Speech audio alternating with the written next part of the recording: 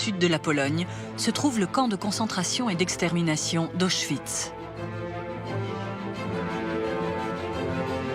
Pendant la Deuxième Guerre mondiale, il était le plus grand camp de la mort du régime nazi. C'est ici que le plus grand massacre de l'histoire a pris place.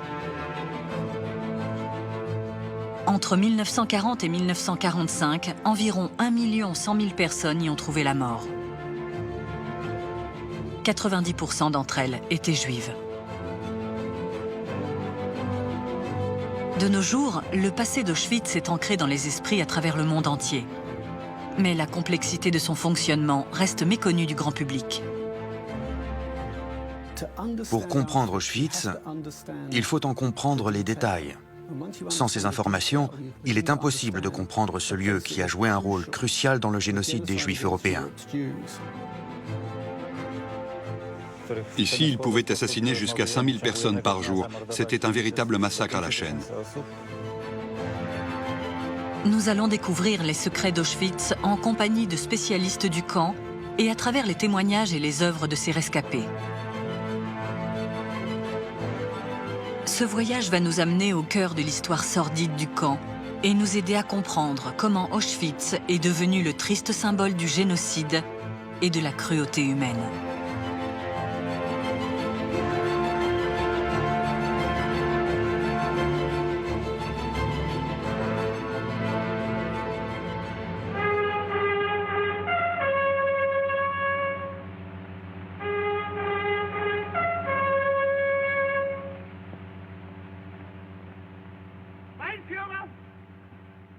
En 1933, Adolf Hitler, leader du parti nazi, devient chancelier en Allemagne.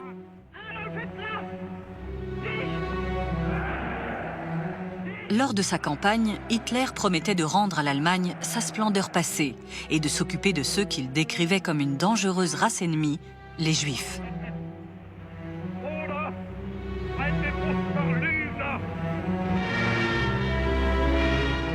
En 1939, Hitler envahit la Pologne et déclenche la Seconde Guerre mondiale. La défaite de la Pologne donne à Hitler le contrôle de 3,5 millions de Juifs polonais. Les nazis les isolent dans des ghettos où ils sont emprisonnés, réduits en esclavage et sous-alimentés.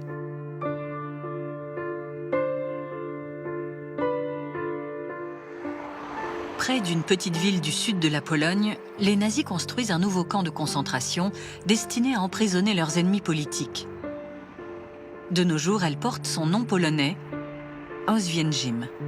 Mais en 1940, elle était plus connue sous son nom allemand, Auschwitz.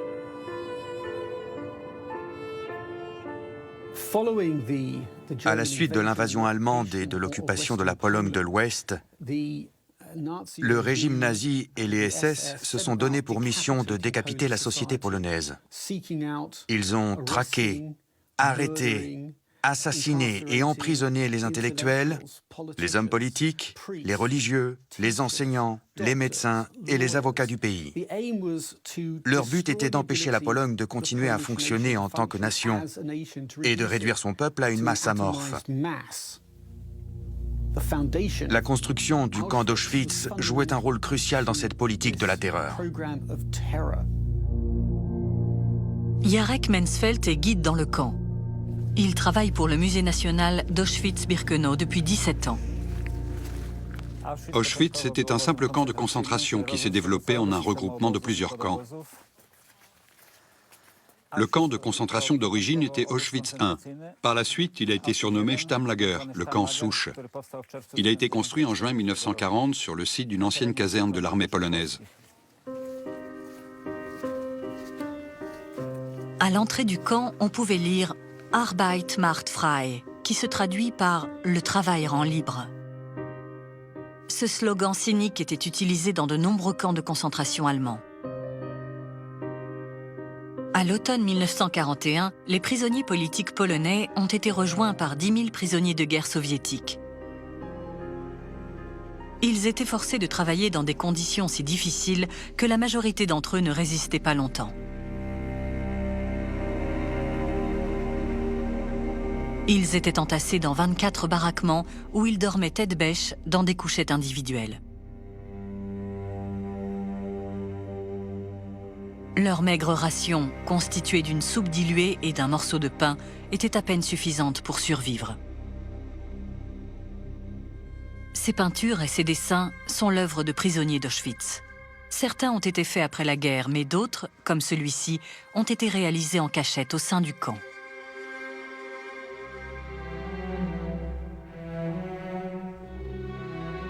Quiconque enfreignait le règlement complexe du camp risquait un passage à tabac immédiat par les gardes allemands. Ces hommes étaient membres de l'effroyable SS. Sous la direction d'Heinrich Himmler, ces soldats contrôlaient les camps de concentration d'une main de fer. Les gardes SS étaient terriblement violents. À leurs yeux, les Polonais étaient une race inférieure qu'ils pouvaient maltraiter, tabasser et tuer comme bon leur semblait. Bien évidemment, le but d'Auschwitz était de faire régner la terreur sur tout le territoire polonais. Si vous vous opposez aux occupants allemands, vous finirez à Auschwitz. Auschwitz était conçu pour inspirer la peur, et ça fonctionnait. La discipline au sein du camp reposait aussi sur les épaules de prisonniers chargés d'encadrer les autres détenus, les capots. Bon nombre d'entre eux étaient des criminels professionnels transférés des camps de concentration allemands. Les SS faisaient appel aux capots pour surveiller le camp. Ces derniers se comportaient de manière aussi brutale que les gardes SS. Ils savaient que s'ils montraient le moindre signe de compassion ou de faiblesse, ils pouvaient être relégués au rang de simples prisonniers. Mais le plus souvent, les SS les condamnaient à mourir de faim dans une cellule, les battaient à mort ou les fusillaient sur le champ. Dans de telles conditions, la survie des prisonniers dépendait du groupe de travail ou commando auquel ils étaient assignés. Les groupes œuvrant en intérieur étaient les plus vivables. Un travail physique et pénible en extérieur sous la direction d'un capot violent était quasiment synonyme d'une peine de mort. À Auschwitz, toute infraction sérieuse au règlement menait le coupable à la baraque la plus redoutée du camp, le bloc 11, la prison dans la prison. Les prisonniers appelaient le bloc 11 le bloc de la mort. Au rez-de-chaussée, une branche de la Gestapo de Mysłowice a été installée. Les cellules étaient au sous-sol.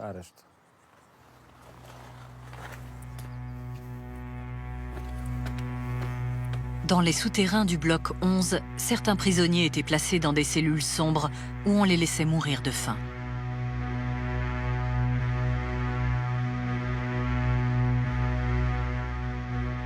D'autres étaient entassés dans de minuscules cellules où ils passaient la nuit debout. De ce côté, il y a 4 cellules debout. Les Allemands enfermaient 4 ou 5 prisonniers dans la même cellule et ils les y laissaient pour la nuit. 3 d'entre elles sont ouvertes. Ça vous permet de voir à quel point elles sont petites.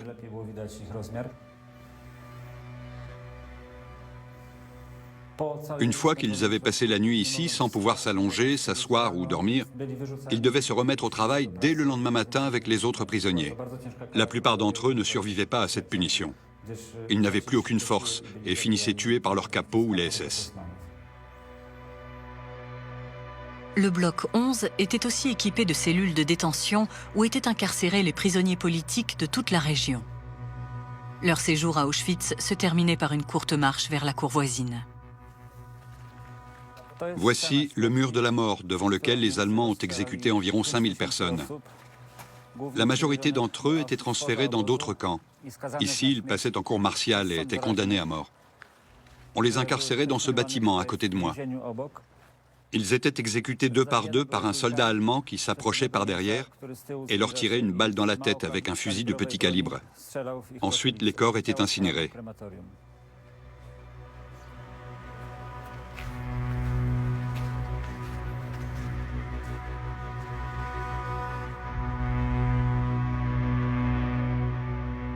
Les prisonniers malades ou blessés qui n'étaient plus capables de travailler étaient amenés à l'hôpital du camp. Les patients qui ne guérissaient pas assez vite étaient tués par un docteur SS qui leur faisait une injection d'acide phénique dans le cœur. Les SS ne voyaient aucun intérêt à nourrir des prisonniers qui n'étaient plus productifs. En l'espace de 2 ans, ce terrible régime a entraîné la mort de plus de la moitié des 20 000 prisonniers polonais d'Auschwitz. Mais d'autres venaient les remplacer. En octobre 1941, à 2,5 km à l'ouest, près d'un village nommé Birkenau, les Allemands entament la construction d'un deuxième camp beaucoup plus grand que le premier. Il était censé abriter les prisonniers de guerre soviétiques. Mais c'est aussi cette année-là que Berlin va prendre une décision funeste concernant le sort des Juifs sous le régime nazi. Birkenau va alors commencer à servir un tout nouvel objectif qui le rendra tristement célèbre dans le monde entier.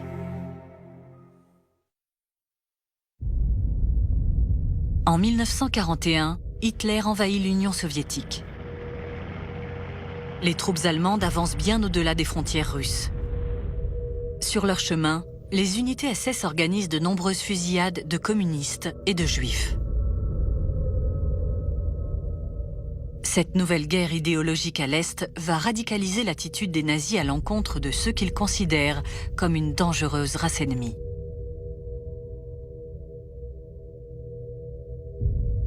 Pour les nazis, la prochaine étape est l'organisation d'une extermination de masse.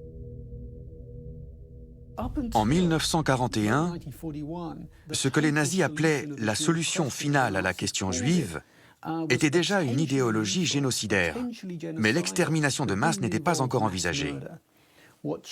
Tout a changé à la fin de l'année 1941, quand Hitler et l'élite nazie ont pris la décision de résoudre la question juive avant la fin de la guerre. Ils ne pouvaient pas les expulser sur d'autres territoires puisqu'ils n'avaient aucun endroit où les envoyer. Ils ont donc mis en place un programme dit d'anéantissement physique. Et le massacre a commencé.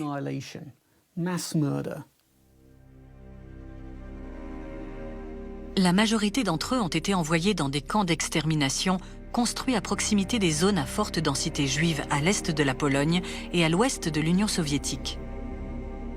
Mais au fur et à mesure que les nazis ont étendu leur zone de traque des juifs, un autre camp a pris la place centrale du processus d'extermination.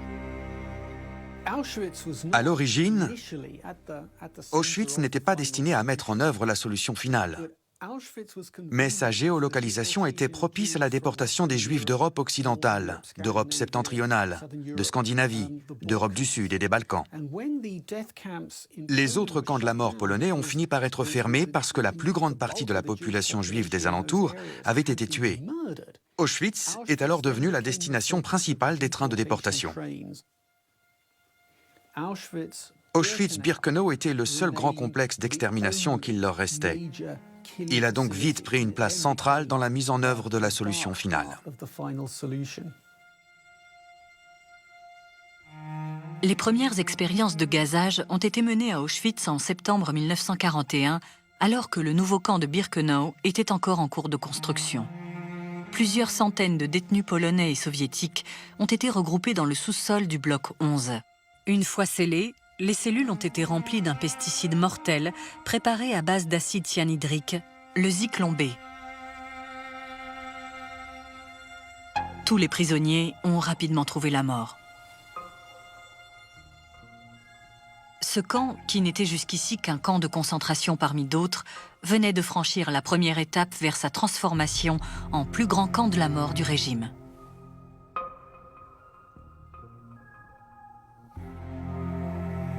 La déportation des hommes, femmes et enfants juifs a débuté à travers l'Europe sous le motif d'une soi-disant relocalisation vers l'Est. À ce moment-là, les prisonniers arrivant à Auschwitz étaient conduits vers un ancien abri à munitions situé au coin du camp principal. Des officiers SS, tels que Frank Osler, rassuraient les nouveaux arrivants en leur expliquant qu'ils étaient ici pour travailler et contribuer à l'effort de guerre allemand. Ils leur expliquaient ensuite qu'ils devaient d'abord être désinfectés.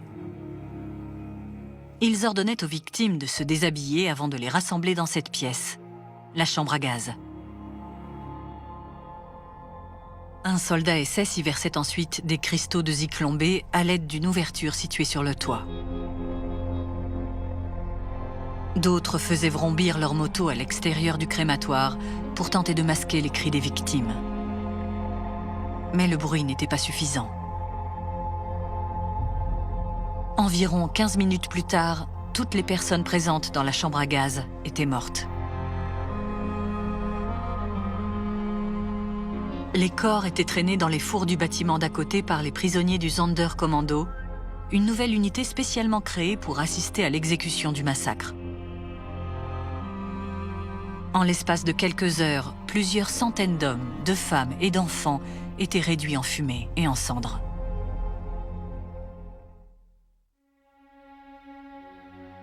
Au printemps 1942, l'ouverture d'un second camp beaucoup plus grand à quelques kilomètres à l'ouest du premier va permettre aux nazis de démultiplier leur cadence d'extermination. Auschwitz II Birkenau faisait 20 fois la taille d'Auschwitz I. À la fin du conflit, il était constitué de 200 blocs de prisonniers. La majorité d'entre eux étaient en bois et ils sont vite tombés en ruine après la guerre. À leur emplacement, seules les cheminées et les fours ont résisté à l'épreuve du temps. Mais les baraques en briques sont restées intactes et depuis, plusieurs baraques en bois ont été restaurées.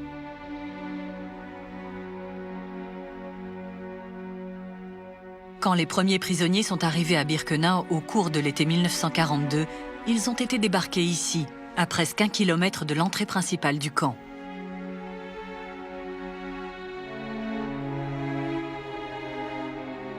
Plus tard, afin d'accélérer le processus d'extermination, des rails supplémentaires ont été installés pour mener les trains directement au cœur de Birkenau.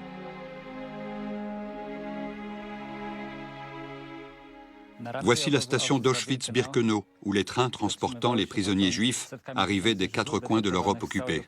Dans chaque wagon, il y avait des dizaines de gens enfermés dans cet espace confiné pendant des jours. Quand il faisait chaud, l'air venait parfois à manquer, et certains suffoquaient et mouraient. Quand les prisonniers descendaient du train, ils pensaient que le pire était passé. Ils ne savaient pas qu'ils étaient à Auschwitz, à quelques centaines de mètres des chambres à gaz, où la majorité d'entre eux allaient être assassinés par les nazis.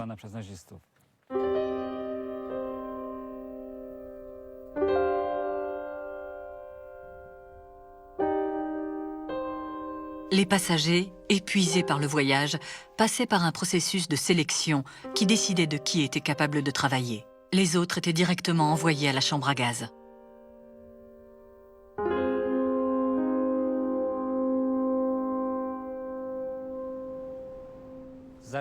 Quand ils quittaient le wagon, les soldats les forçaient à laisser leurs bagages derrière eux, puis les divisaient en 2 groupes. Les hommes d'un côté, les femmes et les enfants de l'autre. Quelques minutes plus tard, Josef Mengele, le docteur SS, ou un de ses collègues, quand il était absent, décidait de leur sort. Les groupes de prisonniers jeunes étaient envoyés en camp de travail. Mais la plus grande majorité, soit environ 80% des prisonniers, qu'il s'agisse d'enfants, de femmes enceintes, de personnes âgées ou handicapées, étaient envoyés à la chambre à gaz et massacrés. Leurs corps étaient ensuite brûlés dans un crématoire.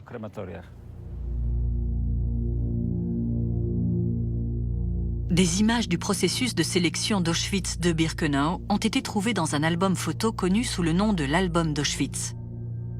Ces photographies, prises par un officier SS non identifié, forment le document visuel le plus détaillé concernant le fonctionnement d'un camp de la mort.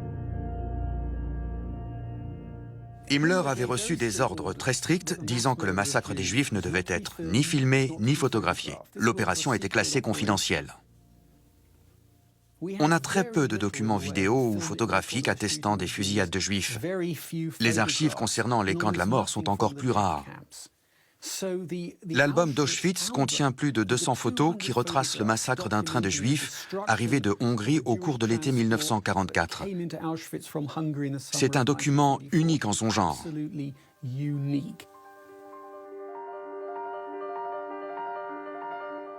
Les nouveaux arrivants sont lourdement chargés. Ils ont cru aux mensonges des SS qui leur ont affirmé qu'ils allaient être relocalisés à l'Est. Mais les soldats leur indiquent de laisser leurs bagages derrière eux et de former 2 lignes. Des prisonniers d'Auschwitz, vêtus d'uniformes rayés, les assistent et font en sorte d'accélérer le processus. Hugo Green, un jeune juif slovaque de 14 ans, explique comment un des prisonniers lui a sauvé la vie.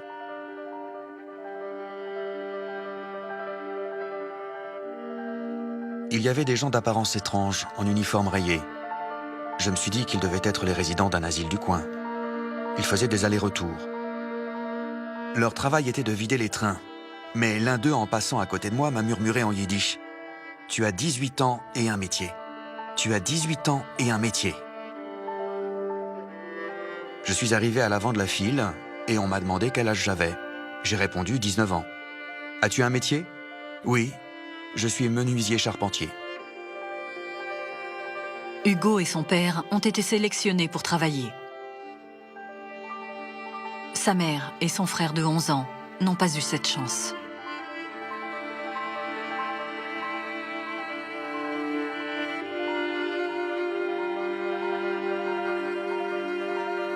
Quelques heures après la prise de ces photographies, environ 80% des Juifs qui y figurent, y compris les enfants, étaient morts, massacrés dans les chambres à gaz d'Auschwitz-Birkenau.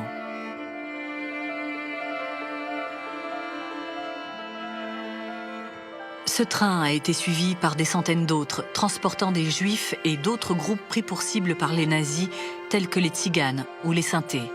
Tous ont connu le même destin funeste. Leur vie a pris fin dans ce lieu unique dans l'histoire de l'humanité, une usine de la mort qui consumait la majorité de ses victimes en quelques heures et faisait vivre un enfer à ceux qui survivaient.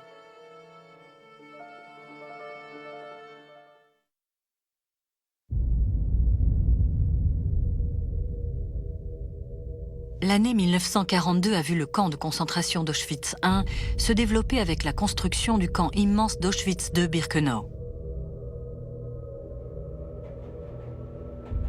Ce printemps restera à jamais marqué comme celui où des trains entiers d'hommes, de femmes et d'enfants juifs y sont arrivés en provenance de toute l'Europe.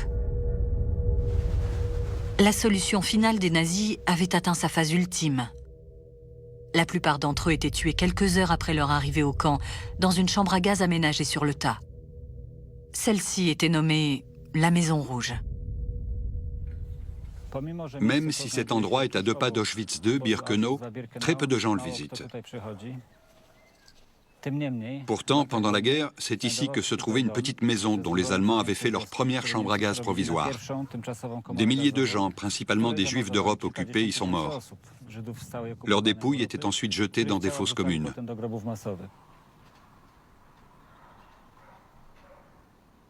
Quand les plus grandes chambres à gaz ont été construites, cette maison a été détruite. Il n'en reste plus rien aujourd'hui.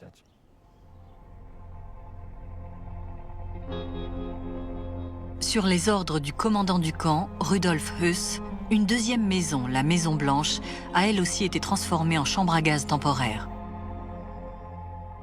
Pour construire Auschwitz, les SS ont dû faire avec les moyens du bord. Rudolf Höss a fait fouiller les baraques pour trouver du matériel. Il a même recyclé des barbelés usagés. Les premiers gazages en masse ont eu lieu dans 2 petites maisons reconverties surnommées les bunkers. Les corps des victimes étaient jetés dans d'énormes fosses. Ce n'est qu'en 1943 que le premier véritable complexe de chambres à gaz et de crématoires a été construit.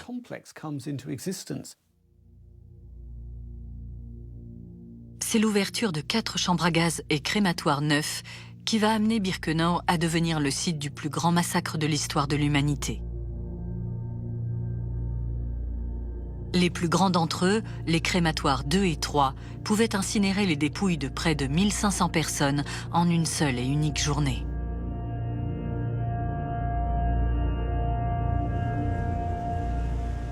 Voici ce qu'il reste d'un des 4 complexes équipés d'une chambre à gaz et d'un crématoire construit par les Allemands. Ici, ils pouvaient assassiner jusqu'à 5000 personnes par jour. C'était un véritable massacre à la chaîne. Les cendres étaient retirées du crématoire et jetées dans le fleuve voisin, la Vistule. Quelques jours avant l'arrivée de l'armée rouge, les soldats allemands l'ont fait exploser pour que personne ne découvre ce qui est arrivé ici. Il n'en reste plus que ça.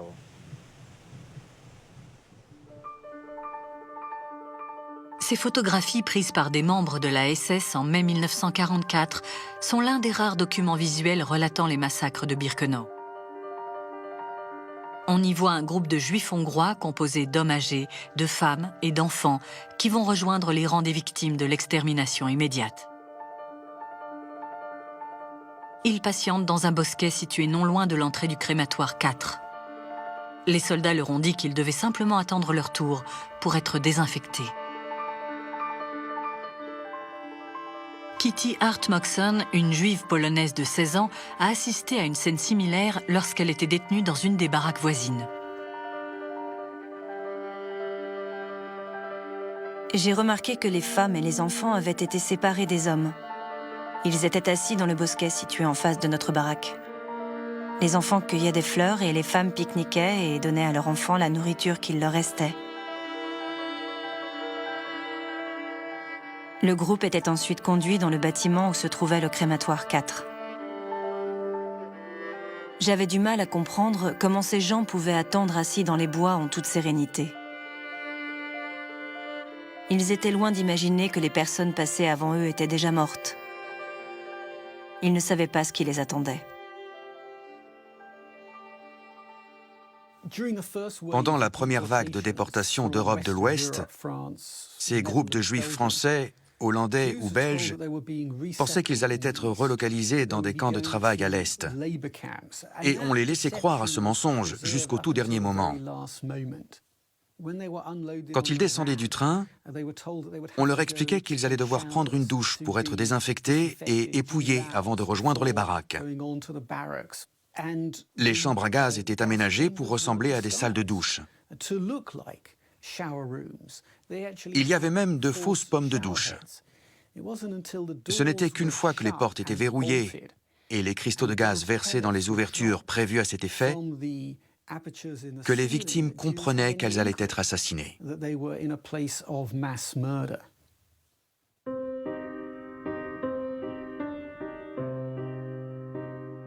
Les prisonniers que les SS jugeaient économiquement viables survivaient à la sélection et étaient conduits dans un bâtiment appelé le sauna.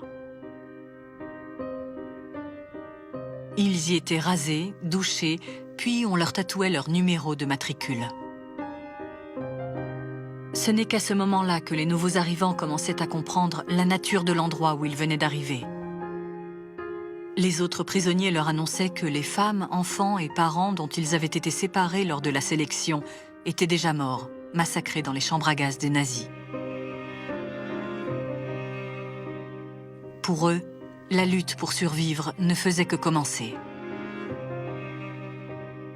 Compte tenu des conditions de vie précaires et de la forte surpopulation d'Auschwitz, le taux de mortalité des prisonniers était extrêmement élevé.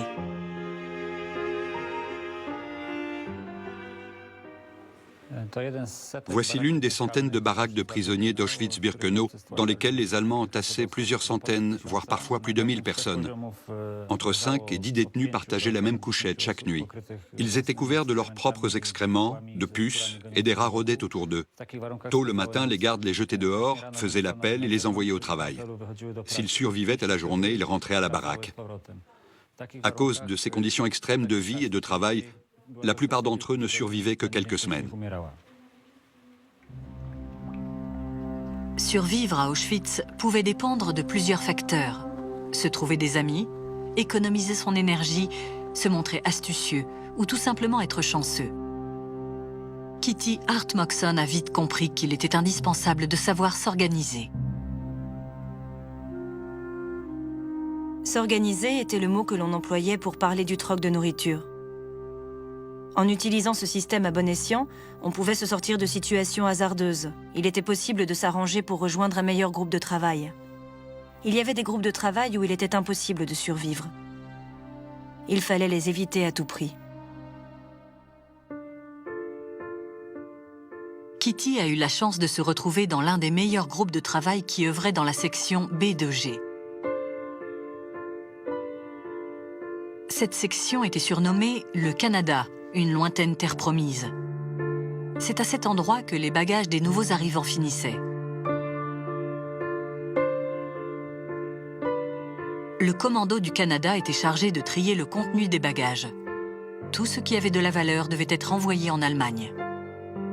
Mais les prisonniers y récupéraient la nourriture et les biens qu'ils pouvaient camoufler. S'ils se faisaient prendre, ils risquaient la peine de mort. Fréquemment, ils trouvaient des diamants, de l'or ou de l'argent cachés dans les bagages ou dans les doublures des vêtements. Tout ce qu'ils récupéraient avait beaucoup de valeur sur le marché noir en pleine expansion du camp. Ils pouvaient aussi s'en servir pour soudoyer les capots ou les gardes SS. Début 1944, Auschwitz comptait plus de 3000 gardes SS. L'album suivant appartenait à un officier supérieur du camp. Il n'a été retrouvé qu'en 2007. On y voit les soldats profiter d'un séjour dans un hôtel SS situé à une trentaine de kilomètres d'Auschwitz. Ces photos ont été prises en juin 1944, alors que des milliers d'hommes, de femmes et d'enfants étaient massacrés dans les chambres à gaz d'Auschwitz-Birkenau. Les gardes SS avaient été conditionnés pour ne ressentir aucune compassion à l'égard de leurs prisonniers. S'ils étaient polonais ou prisonniers de guerre russes, ils les considéraient comme des sous-hommes. S'ils étaient juifs, ils les voyaient comme une menace à la survie du peuple arien. Pour eux, il était de leur devoir de les éliminer. Ils n'avaient aucune empathie pour ces personnes qu'ils voyaient comme inférieures.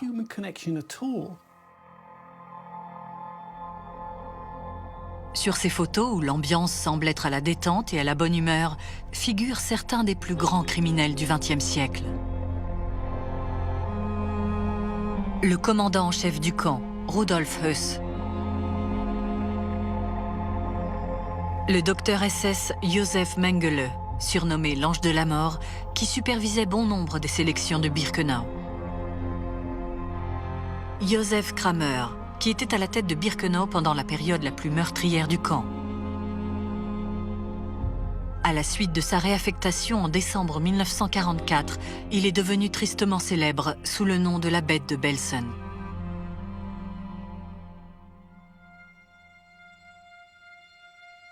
Jusqu'en 1944, les SS ont développé tout un réseau de camps annexes dans la région d'Auschwitz.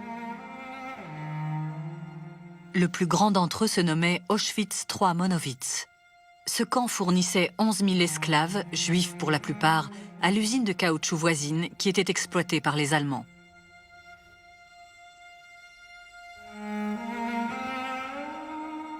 Plus de 40 camps annexes étaient installés aux alentours d'Auschwitz. Les Allemands exploitaient leurs prisonniers dans des fermes, sur des sites de construction, dans des mines et dans des usines d'armement. Lorsqu'ils œuvraient au sein des commandos de travail, les prisonniers devaient constamment lutter pour leur survie. Des sélections étaient organisées régulièrement. Lorsqu'un détenu devenait trop faible pour travailler, il courait le danger d'être envoyé à la chambre à gaz.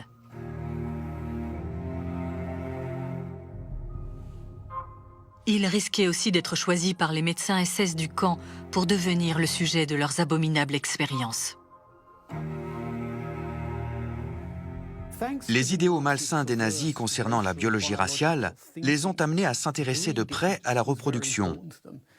Ils cherchaient un moyen de faciliter la reproduction de la race supérieure, mais aussi de freiner celle des races inférieures. D'un côté, ils avaient des gynécologues comme le docteur Klauberg, qui menaient des expériences sur la reproduction. Ils cherchaient comment favoriser la fertilité et comment la diminuer en pratiquant la stérilisation. D'autres docteurs, comme Mengele, s'intéressait à la gémellité. Mengele pensait que s'il arrivait à comprendre le secret génétique des jumeaux, il pourrait doubler le nombre d'enfants qui serviraient le Führer et le Reich. Ce n'étaient pas de véritables expériences médicales, puisque les sujets n'étaient pas consentants. Les hommes qui les menaient n'avaient aucune éthique. Leur seul désir était d'aider le Führer à gagner la guerre et de promouvoir la pérennité de la race allemande. Au cours de l'été 1944, alors que le massacre prenait des ampleurs sans précédent à Auschwitz, l'empire d'Hitler était assailli aussi bien à l'est qu'à l'ouest. La fin était proche, mais à Auschwitz, cette période allait être marquée par de nombreux actes de cruauté.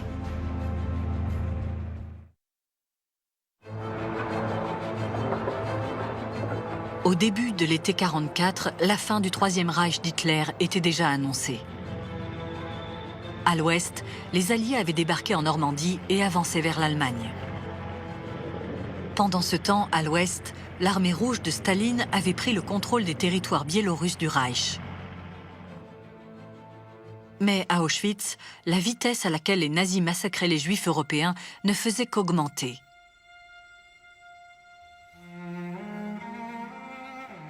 Dans des bâtiments comme celui-ci, des milliers de femmes, d'hommes et d'enfants innocents étaient tués chaque jour.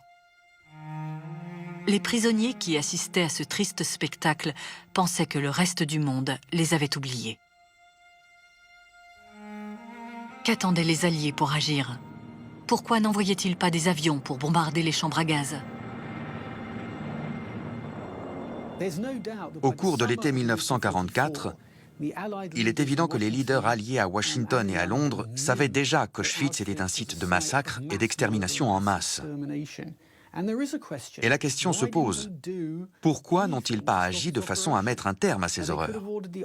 Ils auraient pu ordonner à l'armée de l'air britannique ou américaine de bombarder les chambres à gaz ou les lignes ferroviaires qui menaient à Auschwitz. Mais les commandants de la Royal Air Force et de l'US Air Force estimaient que leurs ressources devaient être mises au service de leur objectif premier, vaincre les Allemands. Les forces alliées disaient que s'ils battaient les Allemands, les Juifs seraient aussi sauvés. Et ils considéraient pouvoir vaincre l'ennemi plus rapidement s'ils n'envoyaient pas leurs hommes dans des zones dangereuses pour remplir une mission qui risquait aussi de blesser les prisonniers des camps.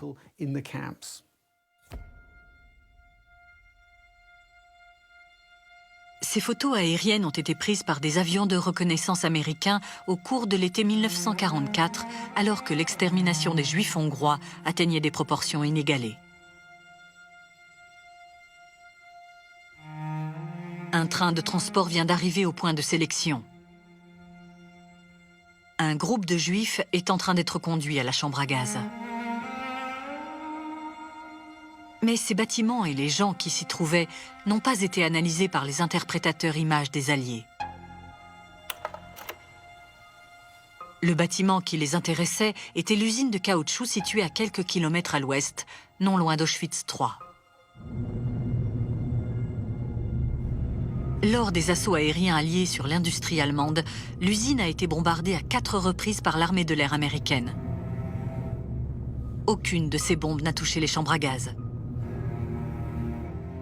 La seule lueur d'espoir des prisonniers résidait dans la progression de l'armée rouge dont ils commençaient à entendre parler.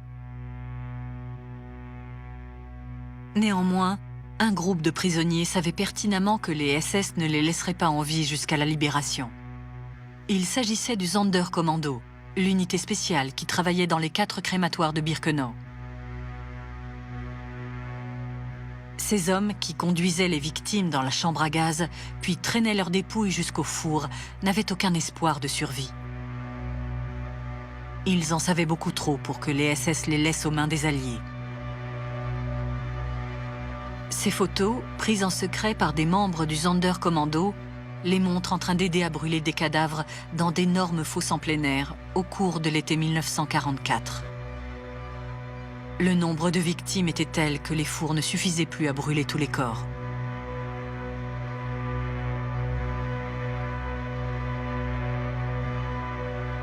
En octobre 1944, à Birkenau, le Sonderkommando a déclenché l'unique grande révolte de l'histoire d'Auschwitz.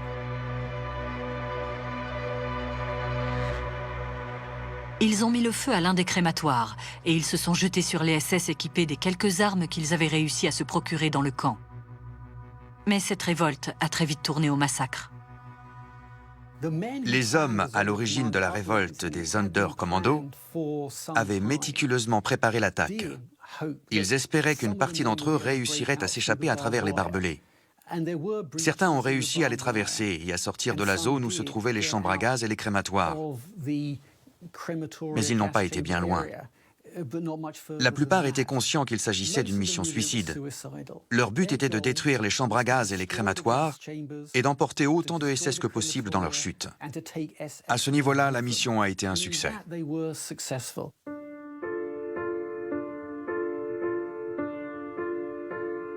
Alarmés par cette révolte et la progression des troupes soviétiques, Le chef des SS, le Reichsführer Heinrich Himmler, a donné l'ordre de démanteler les crématoires, puis de les dynamiter. Auschwitz devait être évacué. Le 17 janvier 1945, plus de 50 000 prisonniers ont été contraints de prendre la route dans le froid glacial de l'hiver polonais. Ils n'avaient aucune réserve de nourriture. Ils n'avaient pas non plus d'endroit protégé du froid où s'arrêter pour dormir. Aucun arrangement n'avait été fait pour qu'ils soient transportés vers un autre camp. Des milliers sont morts en chemin. Les gardes étaient très tendus. Ils tiraient sur tous ceux qui les ralentissaient. Ils ont tué des groupes entiers de prisonniers dans l'espoir d'échapper à l'armée rouge qui approchait. 10 jours après l'évacuation, l'armée rouge est arrivée à Auschwitz. Ils y ont trouvé 7000 prisonniers décharnés, trop faibles pour prendre part à l'évacuation. Parmi eux se trouvaient des dizaines de jumeaux ayant subi les expériences du docteur Josef Mengele.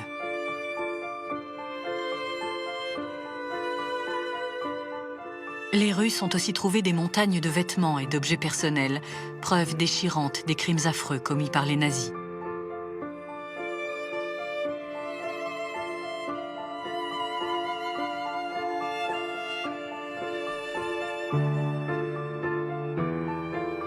Grâce aux éléments trouvés à Auschwitz et aux témoignages des rescapés et des nazis capturés, les Alliés ont progressivement pu reconstituer la terrible histoire des camps.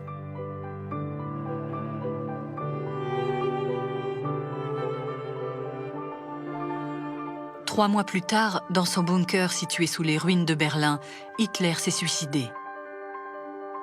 La guerre touchait à sa fin. Par la suite, les Alliés ont tenté de punir les hommes responsables des atrocités commises à Auschwitz. Mais leur succès fut limité. Rudolf Höss, l'ancien commandant d'Auschwitz, a passé une année en cavale avant d'être capturé par des soldats britanniques. Il a été appelé à témoigner au procès des dirigeants nazis de Nuremberg.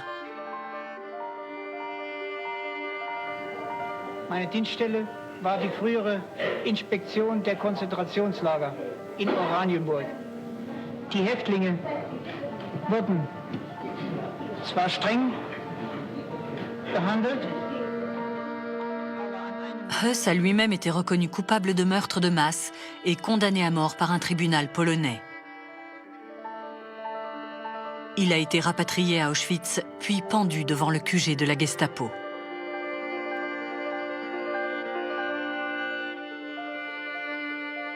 Josef Kramer, le commandant de Birkenau, a été pendu dans une prison allemande en 1945. Mais beaucoup d'autres ont échappé à la justice. Richard Baer, le dernier commandant d'Auschwitz, a pris la fuite et n'a été retrouvé qu'en 1960. Il est mort d'une crise cardiaque avant le début de son procès. Josef Mengele, l'ange de la mort qui a envoyé des milliers de gens en chambre à gaz, est mort en 1979 au Brésil, où il vivait en liberté. À la fin de la guerre, les Alliés avaient compris l'ampleur des horreurs commises à Auschwitz. Quand ils capturaient des officiers SS, ils les interrogeaient pour savoir s'ils avaient servi à Auschwitz avant de les assigner en justice. Ils ont fait tout ce qui était en leur pouvoir pour punir les responsables du massacre. Mais des milliers de soldats SS étaient passés par Auschwitz au cours de leur carrière. Beaucoup d'entre eux ont échappé à la justice, en changeant leur nom et en se cachant. Les procès ont continué jusque dans les années 60 et 70. Mais au final, seule une quantité infime des hommes et des femmes responsables de l'enfer vécu par les prisonniers d'Auschwitz ont fait face à la justice.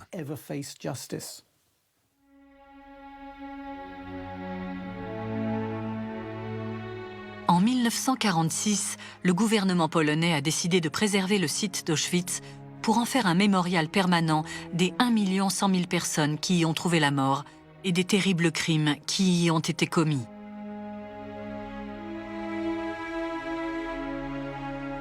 Chaque année, le musée national d'Auschwitz-Birkenau est visité par 1 500 000 touristes en provenance du monde entier.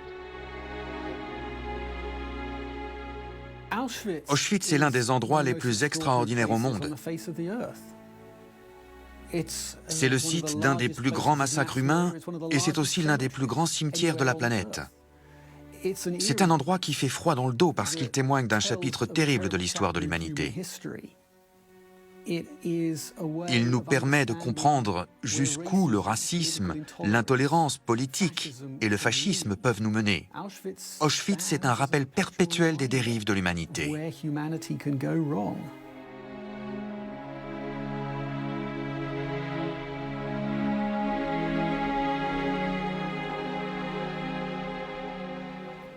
Même si ces faits ont eu lieu en Europe, la portée de cet endroit ne se limite pas aux frontières de notre continent.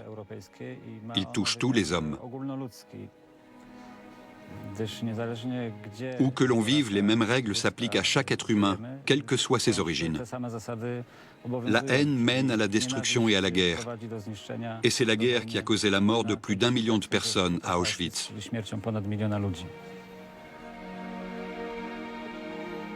On ne doit pas l'oublier.